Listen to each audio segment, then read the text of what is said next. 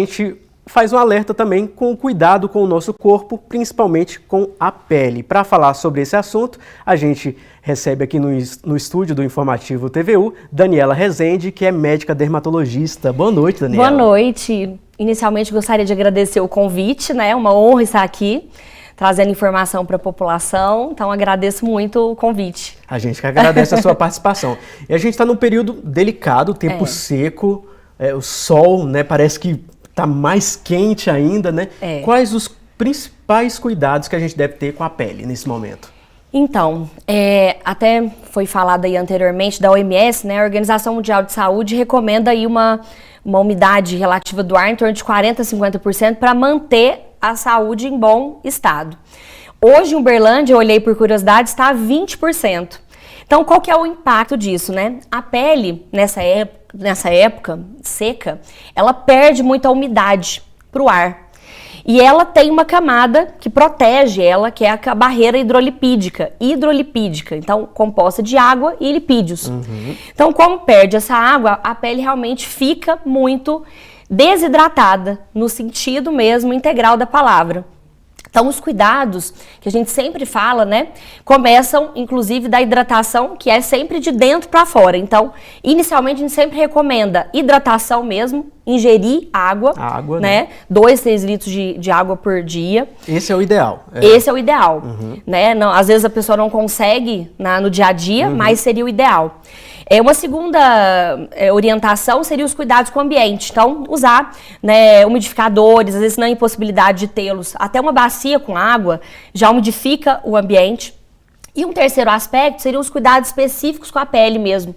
E a gente começa sempre das orientações com banho. Então, banhos mais rápidos, banhos com uma água mais de morna para fria, evitar a água muito quente.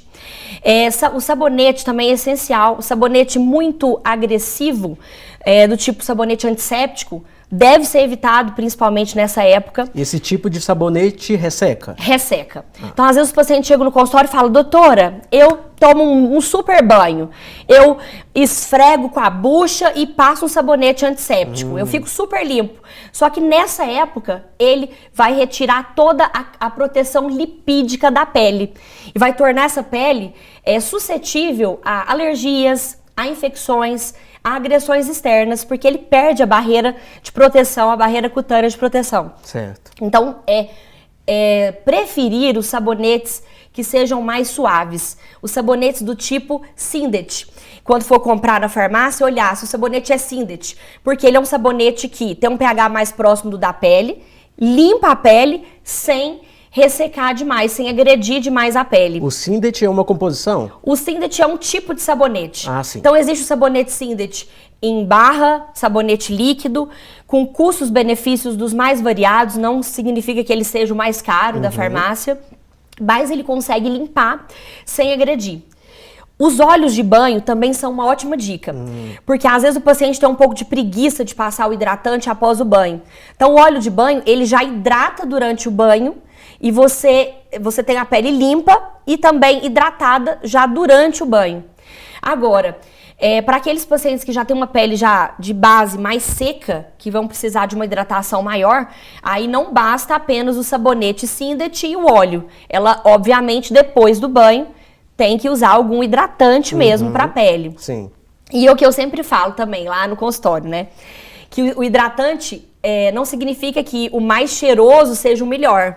Às vezes os melhores nem cheiro tem. Então não vá pelo cheiro. Não vá pelo cheiro. Às vezes você olha lá e fala: esse é muito cheiroso, eu vou levar. Mas não significa que ele seja realmente, que ele tenha um potencial de hidratação interessante.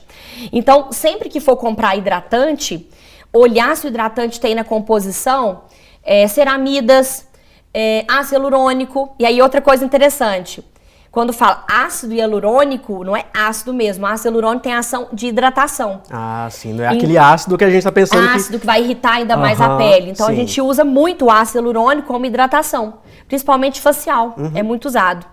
Então, ter esse olhar crítico quando for comprar o hidratante também.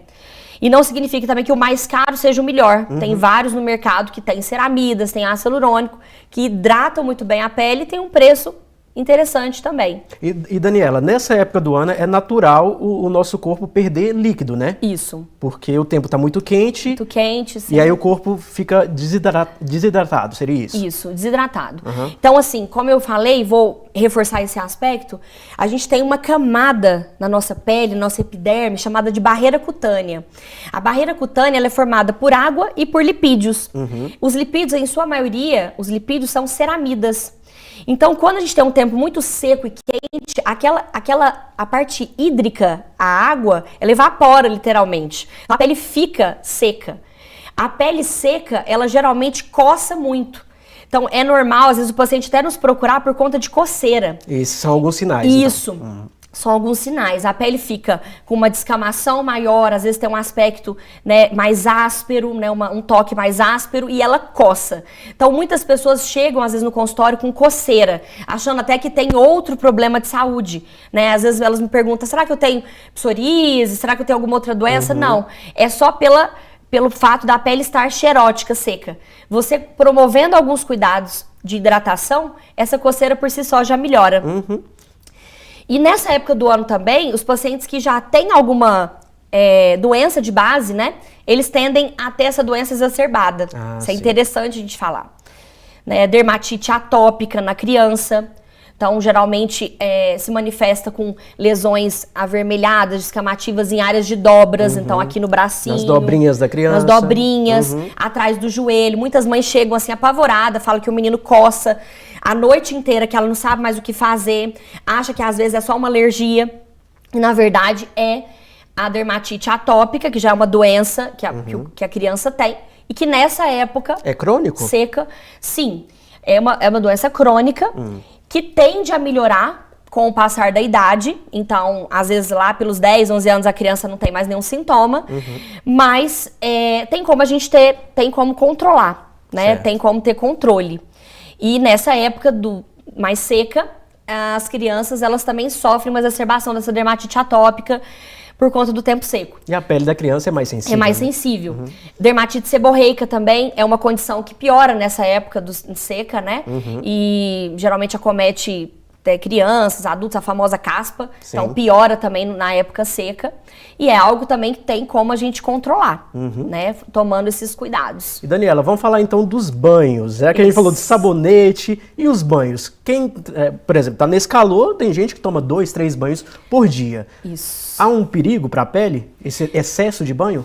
Então, o excesso, quando a gente fala em 3, 4, 5 banhos, sim. Quanto a maior quantidade, o maior número de banhos você tomar no dia, mais você vai estar tirando essa proteção, essa barreira cutânea, essa proteção lipídica. Agora, em torno, por exemplo, de 2 banhos, não veria nenhum problema. Porque até a depender do trabalho do paciente, é necessário. Profissionais de saúde, às vezes eles saem, tomam banho antes de ir para o hospital. Eles não vão voltar do hospital e ficar sem tomar o banho. Então, o mais interessante são... Não em si a quantidade, ele pode tomar os 2, mas observar como está sendo esse banho. Então, esse banho tem que ser um banho rápido, esse banho tem que ser um banho sem bucha, com um sabonete mais suave e um banho com uma água de morna para fria. Não precisa ser gelada também, mas mais para morna. A água gelada prejudica a pele? Não, a água gelada inclusive é melhor do que a água super quente. Aquela pessoa que sai do banho vermelha, aquilo ali não é recomendado. Porque você tirou toda a proteção que sua pele tinha ali no banho. Certo. E muitas vezes a pessoa ainda sai desse jeito do banho e ainda nem passa um hidratante depois. Então, é pedir para ter as consequências da pele seca. E nesse período, o que pode acontecer com a pele dessa pessoa que não está se hidratando direito, está tomando banho quente e banhos longos, né? O que acontece com a pele da pessoa? Então, essa pele, como eu te falei, muito ressecada, né, sem proteção, ela é uma pele que, além de ter alguns sintomas, né, ela vai ter vai ser uma pele que vai descamar mais facilmente, vai ter muita coceira, é uma pele que fica também mais suscetível a alergias, ela fica mais suscetível a infecções, ela fica mais suscetível a agressões do meio externo. Então, é uma pele que fica mais intolerante, digamos assim. Então, no dia a dia, às vezes pacientes que usavam produtos até do skincare mesmo, ficam com a pele mais intolerante nessa época, mesmo usando os mesmos produtos que já usavam. Olha só. Ou aquela pessoa que às vezes assim nunca tive alergia à picada de pernilongo. Ela, nessa época mais seca, que a pele tá seca, leva uma picada e aquilo vira uma inflamação enorme. Porque a pele tá mais sensível, mais suscetível a essas agressões. Olhos, cabelo, ficam ressecados também? Também. Então, além da pele, né, é interessante a gente frisar, as mucosas, a região ocular também sofrem. Então, é muito comum nessa época seca os pacientes reclamarem, né, que tem uma sensação de areia nos olhos, a região ocular fica mais sensível. E aí também é interessante usar colírios lubrificantes, não é minha área, mas a gente às vezes recomenda para alguns pacientes, né, colírios que lubrifiquem essa região, o uso de óculos em alguns casos. Para as mucosas, os lábios ficam mais ressecados, então existem alguns produtos que a gente indica, até protetor labial, né, que tem o fator de proteção solar labial e que tem um potencial de hidratação. As regiões mais ásperas do corpo tendem a ficar ainda mais ressecadas, como é o caso dos cotovelos, joelhos, os pés, né? Os pés, muitos pacientes reclamam de rachaduras, de dor nas regiões mais ressecadas. E os cabelos mais secos também, mais quebradiços, então tudo isso a gente observa nessa época. E eu sempre gosto de dar algumas dicas assim mais práticas também, né? Às vezes até no consultório vou dar aqui também, né? Aproveitar o espaço. Que eu gosto muito acho interessante o uso da vaselina sólida.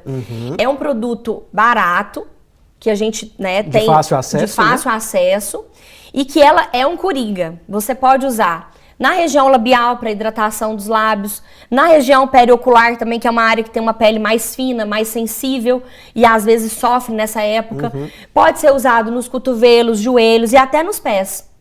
E nos pés especificamente, quando você faz a oclusão, às vezes com meia ou com algum plástico filme, você potencializa a absorção desse hidratante e aumenta a hidratação. Então, também uma dica interessante, se você quer aumentar a hidratação de um local, oclua esse local com o produto hidratante. Que bacana. Que vai aumentar em 10 vezes a absorção. Ou seja, tem que ter esse cuidado e hidratar sempre, né, Daniela? Sim, sempre. Senão a nossa pele sofre e a gente também, né? A gente sofre também, né? A gente recebeu aqui no estúdio do Informativo TVU, Daniela Rezende, que é médica dermatologista. Muito obrigado. Muito obrigado, Júnior. Foi um prazer participar aqui com vocês esse dia de hoje. A gente agradece. Volte mais vezes ao Informativo. Com certeza, estou à disposição. Boa noite para você. Boa noite.